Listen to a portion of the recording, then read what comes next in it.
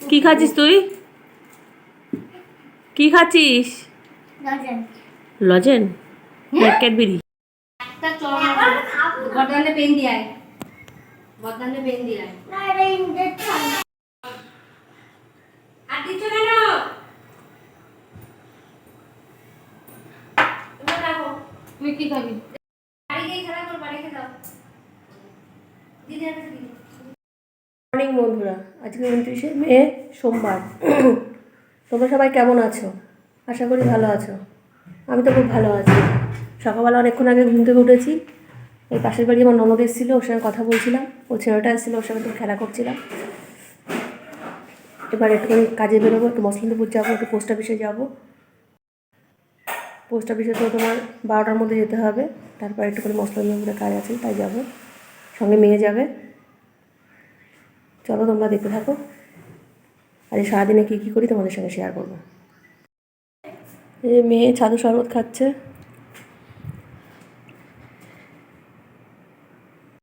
মেয়েকে নিয়ে বেরিয়ে পড়েছি পোস্ট অফিসের উদ্দেশ্যে। পোস্ট অফিসের কাজ মিটিয়ে আবার মসলিন্দপুরে যেতে হবে। পোস্ট অফিসে পৌঁছে গেছি, মেয়ে টোটোতেই থাকছে। পোস্ট অফিসের কাজ মিটিয়ে এবার মসলিন্দপুরে যাচ্ছি আমি। মসলিন্দপুরে বন্ধন ব্যাংক আছে, ওখানে একটা কাজ আছে।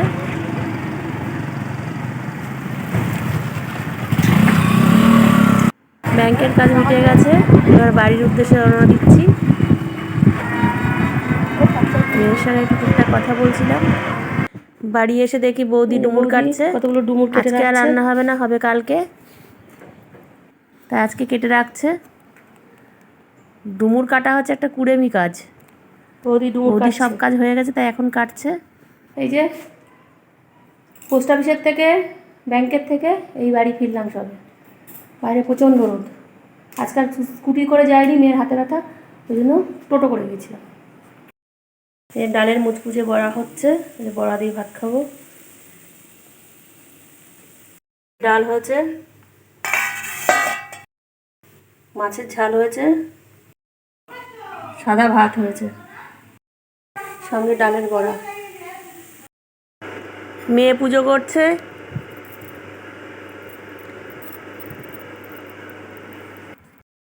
স্নান করা হয়ে গেছে, মেয়ে পুজো করে এসছে।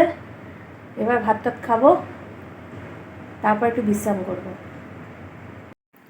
ভাত খাওয়া হয়ে গেছে। এদিকে আমার বড় মেয়ে দুধের প্যাকেট নিয়ে এসছে। আমার কাছে শিমুই শিখবে, তাই দুধ নিয়ে এসছে। গুড ইভিনিং বন্ধুরা, এখন বাজে 5:45। একটু ঘুমিয়ে পড়েছিলাম,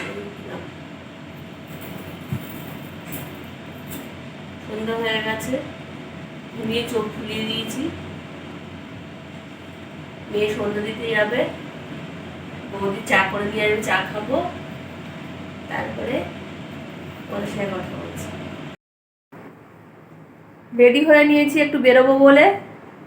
অনেকদিন ধরে ইচ্ছে ছিল বাইরে গিয়ে খাবো, তা বাইরে গিয়ে খাওয়া হয়নি, যেহেতু তোমাদের দাদা সময় করতে পারিনি, আজকেও সময় করতে পারিনি।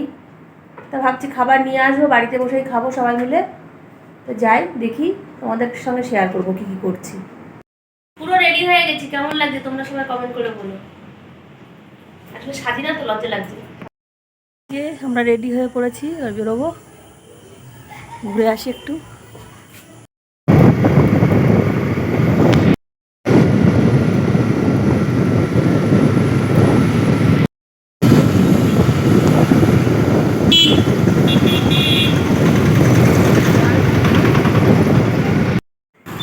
চলে আসলাম চায়ে পরিচয়ে। এটা হচ্ছে ফার্ম গেট ছাড়িয়েই। একটু দেখে নিচ্ছি কি অর্ডার করা যায়।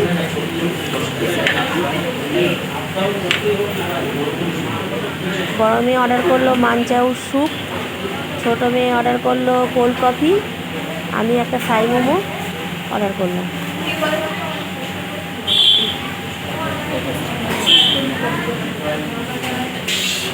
পরিবেশটা চারিদিকে দেখে নিলাম। প্রথম এসছি আমি এখানে।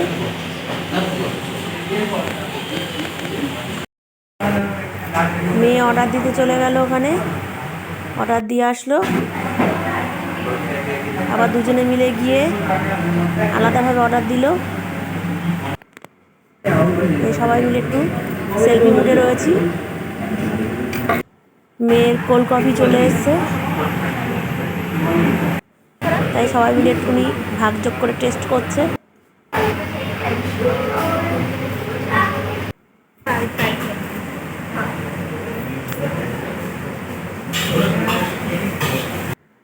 এই যে আমার অর্ডার দেওয়া থাই মোমো চলে এসছে, তাই সবাই আবার ভাগযোগ করে খেলাম। ভাগ করে খেতে বেশ ভালোই লাগে,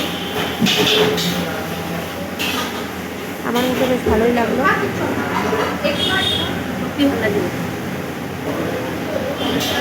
মেয়ে একটাই খেলো, দুই মেয়ে একটা একটা করে খেলো।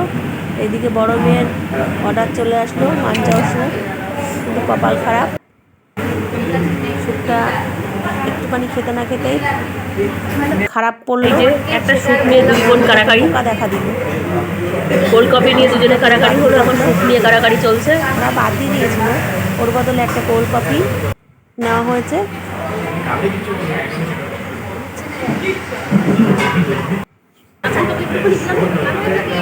বেচারা মঞ্চ স্যুপ অর্ডার করেছিল, তার মধ্যে পোকা পড়েছিল, তাই এখন দুই বোন মিলে কোল্ড কফি অর্ডার দিয়েছে। আবার ওদেরও কিছু করার নেই, উপরে অত বড় বড় লাইট জ্বলছে, কোন সময় এসে পোকা পড়েছে ওরাও দেখতে পাইনি। এই যে খাওয়া দাওয়া সেরে বেরিয়ে পড়লাম, যাবো শুভমে, ওখান থেকে রাতের খাবারটা নেব।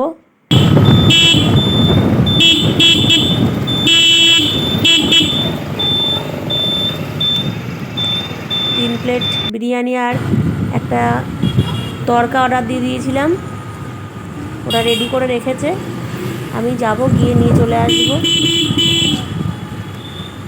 শুভমে পৌঁছে গেছি।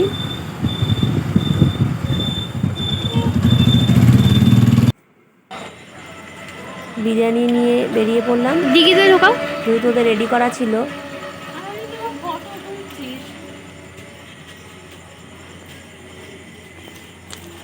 গাড়ির ডিগিতে করেই নিয়ে যাব।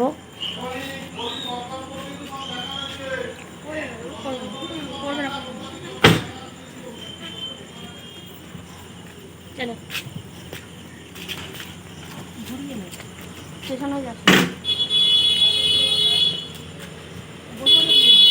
এবার বাড়ির দিকে রওনা দিলাম। অনেক আনন্দ ফুর্তি হলো। বাড়ি গিয়ে আবার একটু বড় মেয়েকে ক্লাস নিতে হবে, ও সিমুই রান্না করা শিখবে, ইচ্ছা প্রকাশ করেছে, তা ওকে একটু শিখিয়ে দিতে হবে।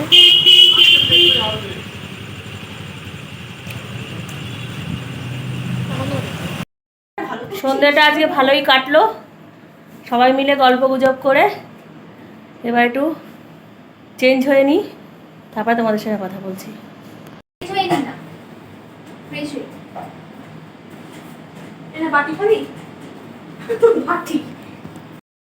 এই ফ্রেশ হয়ে এই আসলাম, হইচই থেকে একটু বিরিয়ানি আনলাম আর একটু এগ তরকারি নিয়ে আসলাম, তাই দিয়ে আজকে রাতের খাওয়া হবে, সবাই সবাই মিলে খাবো আর কি। এই ফ্রেশ হয়ে একটু আসলাম, এখন ঠোঁটে লিপস্টিক তুলিনি।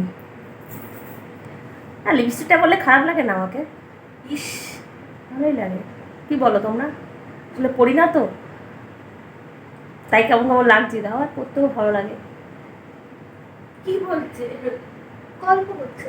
মেয়েদের আবদারে রেস্টুরেন্টে বসে, কেটে বলো আবার।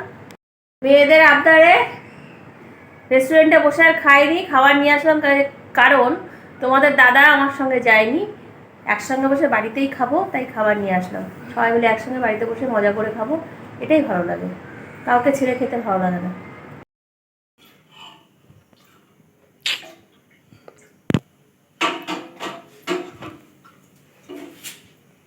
কি করছিস দিদি? দুধ গরম করছি। তোর বাবা বড় লোক, আমার বাবা বড় লোক নই।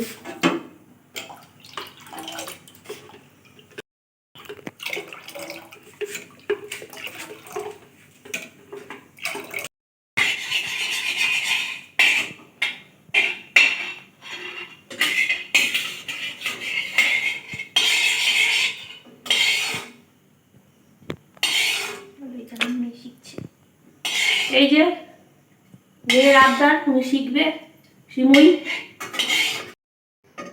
রান্না বান্নার শখ আমার বড় মেয়ে শিখতে চেয়েছে। ও আমার ছোট মেয়ের কিন্তু এক ফোঁটা শখ নেই।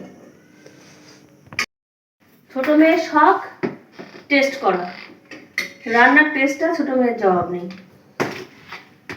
পারফেক্ট টেস্ট করে দেবে।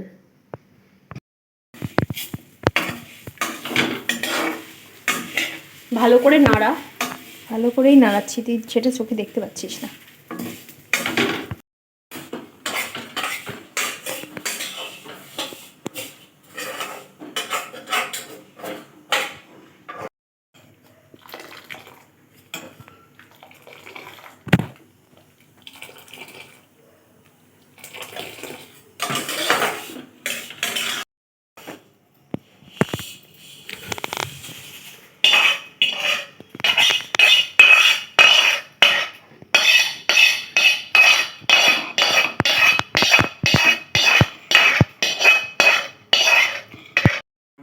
এই ছোটো ছোটো আবদারগুলোই বেশ ভালো লাগে।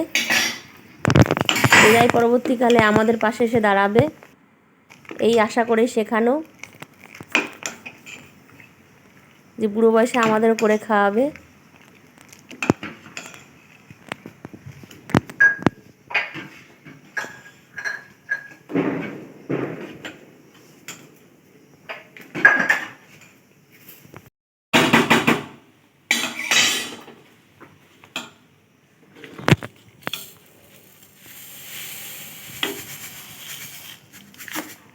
আবার ওটা লাস্টে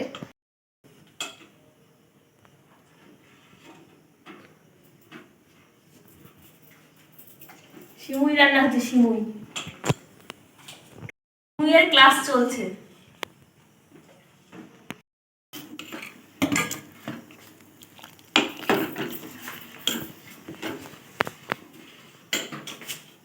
এর মধ্যে এলাচ দেবে না? সিমুইতে এলাচ পড়ে না, পায়েসে পড়ে। পাশা বড় তাহলে ওই যে অনেকে এলাচ দেয়, তাহলে কিসে দেয়? অনেকে দেয়, কিন্তু আমার পায়েসে এলাচ ভালো লাগে না। বাবা খাইছিস একা। দুইজনের ট্রেনিং চলছে শিমুই রান্না করা। শ্বশুর বাড়িতে গিয়ে তো প্রথমে মিষ্টি রান্না করতে হবে, মিষ্টি ট্রেনিংটা দিয়ে শুরু করলাম। কেন আমাদের খেতে এমনি ইচ্ছা হতে পারে না? হ্যাঁ, তা হতে পারে।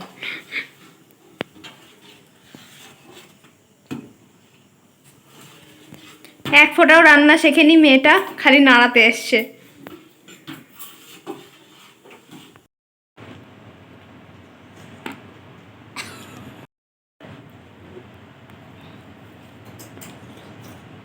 বলো কেমন হয়েছে?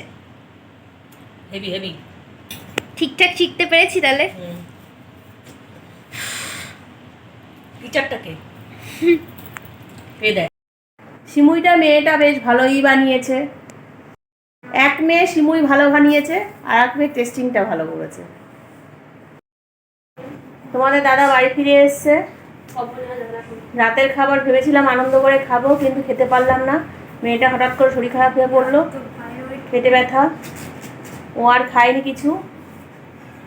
বাধ্য হয়ে আমার বড় ছেলেকে ডাকতে হলো, ইঞ্জেকশন দিতে হলো পেটে ব্যথা কমানোর জন্য।